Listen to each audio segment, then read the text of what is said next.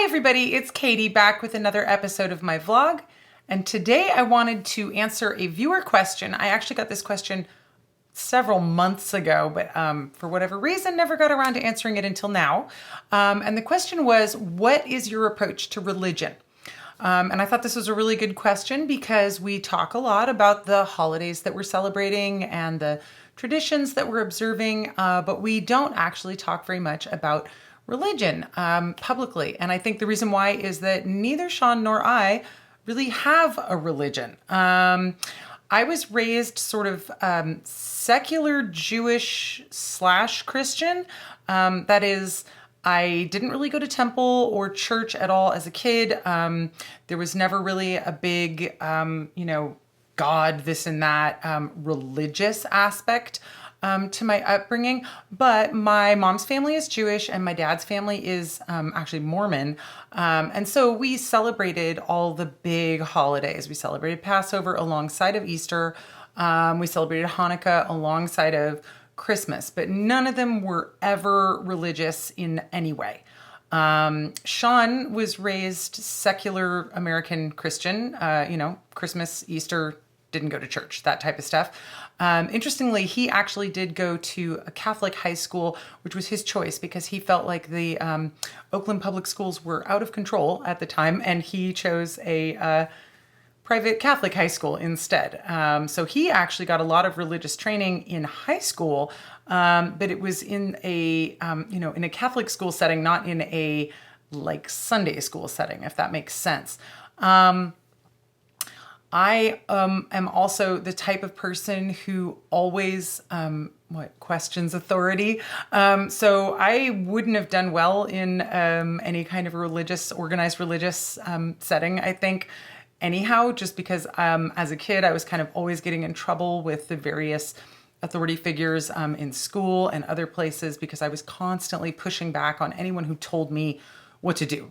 Or how to be, or how to think, or anything like that. I would be like, nah, I know what I'm about. I don't need your external structure here. So, and I think, my mom is very much like that, and my dad is very much like that. So I think that's part of the reason why they made the choice to not, drag me to church or temple or anything like that. When I was a kid, the thing is, I have a very strong moral compass. And so I've never been the type of person who needed some kind of religious framework to tell me what's right and what's wrong. I'm quite positive that my take on what's right and what's wrong is actually right, without any form of, top-down hierarchical structure telling me that stuff. And I really dig traditions and mythology. So those are the two parts of religious tradition that I love. I love traditions, and Sean loves traditions as well. And both of us are very into all different types of mythologies and traditional folk stories from all sorts of cultures all over the world, whether it's ancient Greek, Roman, Egyptian,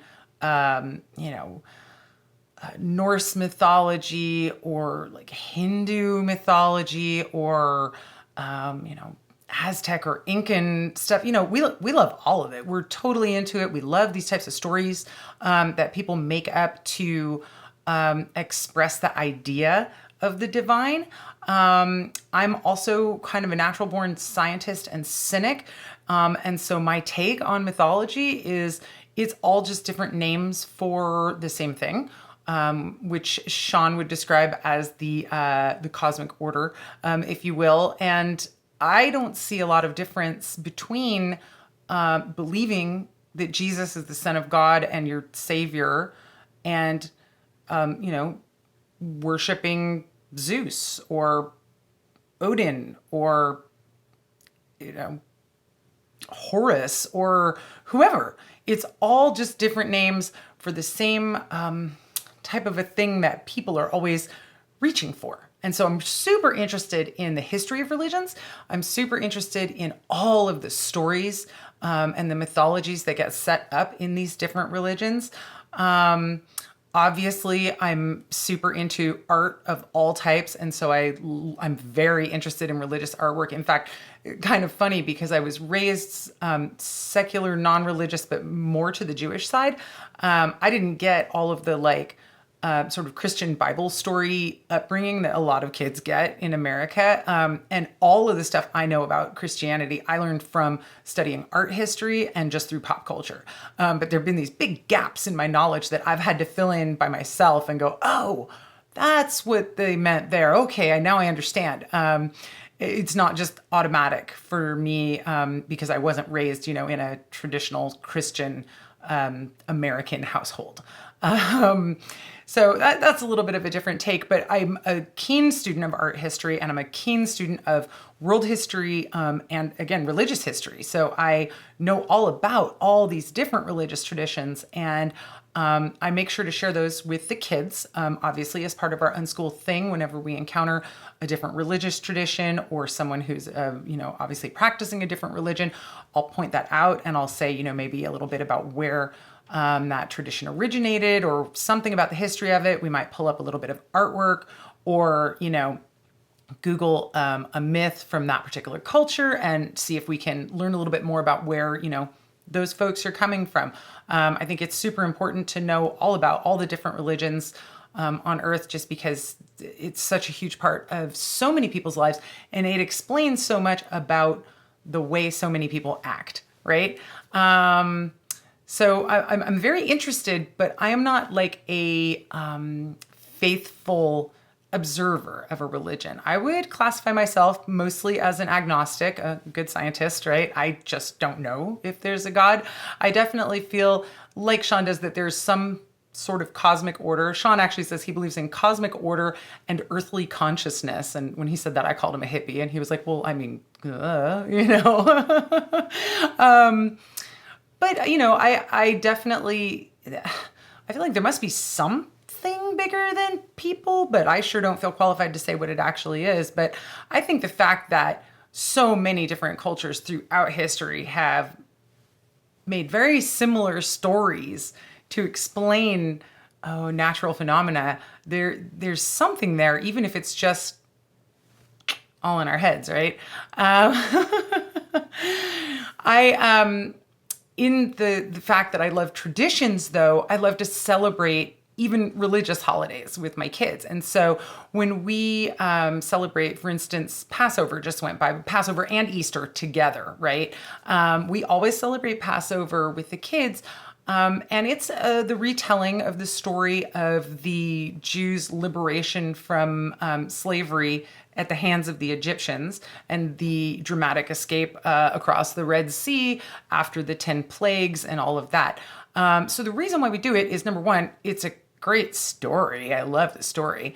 Number two, I like the tradition of doing it, but I also do it because ultimately it's a story about freedom from bondage. And in the particular Passover service that we read, there's a big focus on the continued work and the continued responsibility of humanity to make sure all people are free and that no one is in bondage, which I'm super into this idea.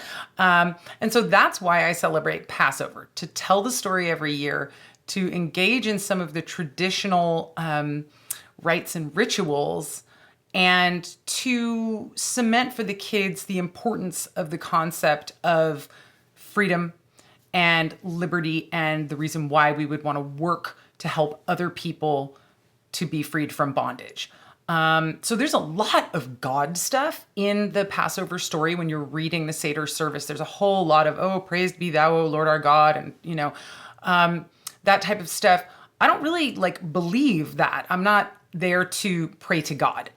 I'm there to tell a story, to do a specific set of rituals, again, once a year with my kids that they remember year after year, and we build on and keep going. So there's not a religious aspect to it, even though it is a religious holiday and we're sitting around the table talking about praising God. It's not like that for us. Hand in hand with Passover is Easter, which we also celebrate, but we celebrate the sort of secular pagan Easter that has nothing to do with Jesus. We're all on the springtime fertility, bunnies, eggs side of Easter traditions. And we've told the kids about the Easter story. And I, sort of tease them and act like I'm going to make them watch Jesus Christ Superstar every year. We have watched Ben-Hur, which is a story about Jesus. And we've watched other Bible story movies because I want them, again, to have those stories and to have that as part of their knowledge base, right?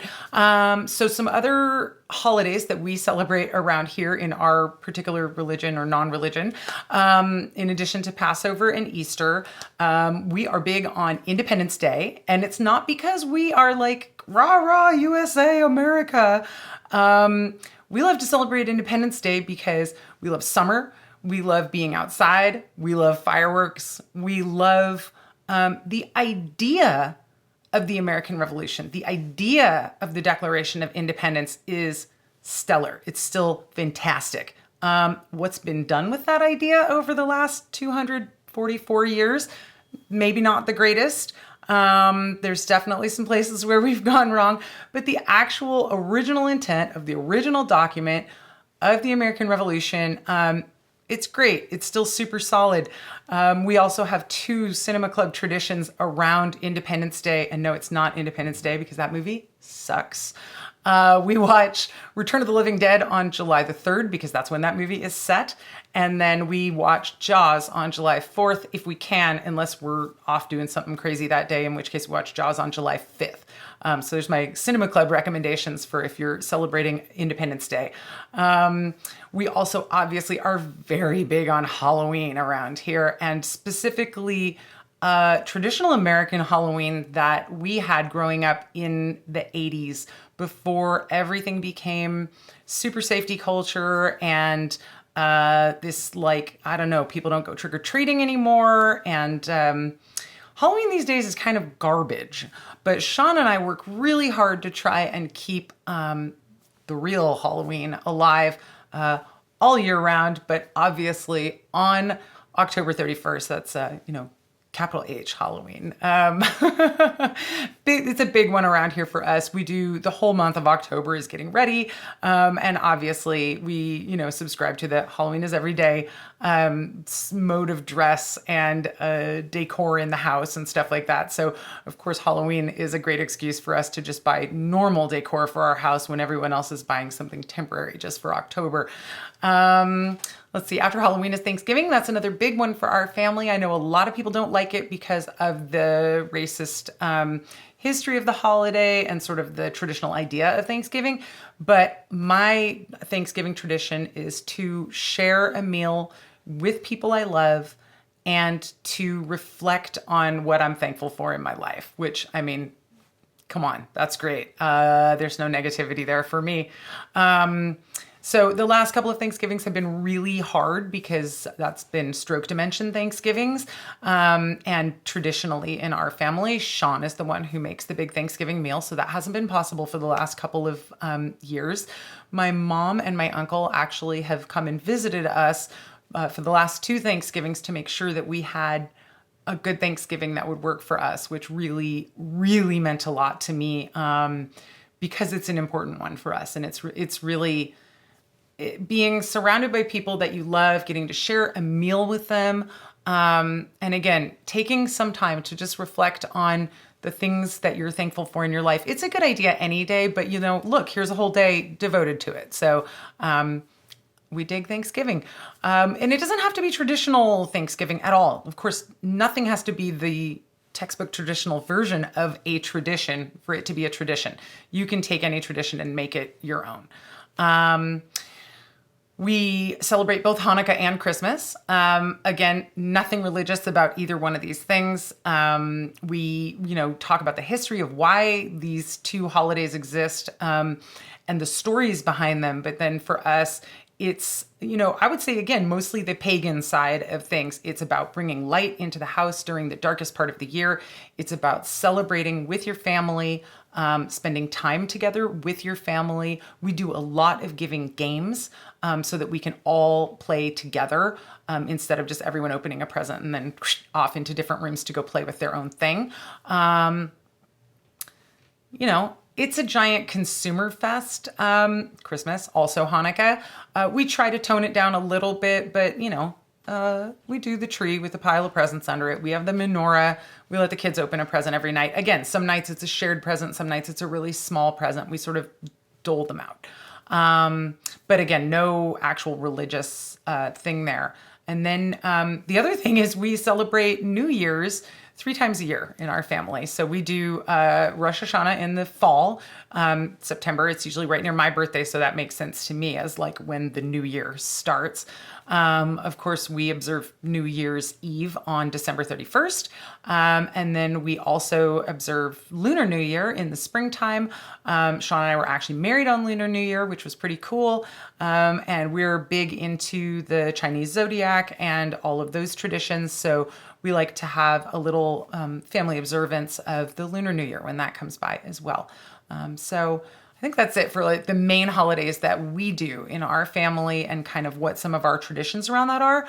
But again, there's no actual religious bent, even though, again, it looks like sometimes, and especially at Passover, that's the big one where we're reading out of a book and we're talking about God a lot. But again, it's sort of a looser interpretation of things. And sometimes I joke when people ask what my religion is, if I don't want to get into a big long thing like this, I say I'm a Jewish Buddhist, which confuses people who aren't from Berkeley, but people who are from Berkeley understand exactly what a Jewish Buddhist is. So that's kind of it in a nutshell. All right, I hope that I answered more questions than I caused you to have. But of course, if you have more questions about this, hit me with a comment down below. I'm always game to answer another question. What are your thoughts on religion? Do you continue to practice the religion you were raised inside of? Do you, if you have kids, what are you doing with your kids in regard to religious studies and religious practice? I'm always curious to find out what other people are doing. I appreciate you guys giving me feedback and input on this vlog. All right. I will be back in a few more days with another episode of my vlog. Until then, thanks for watching and take care.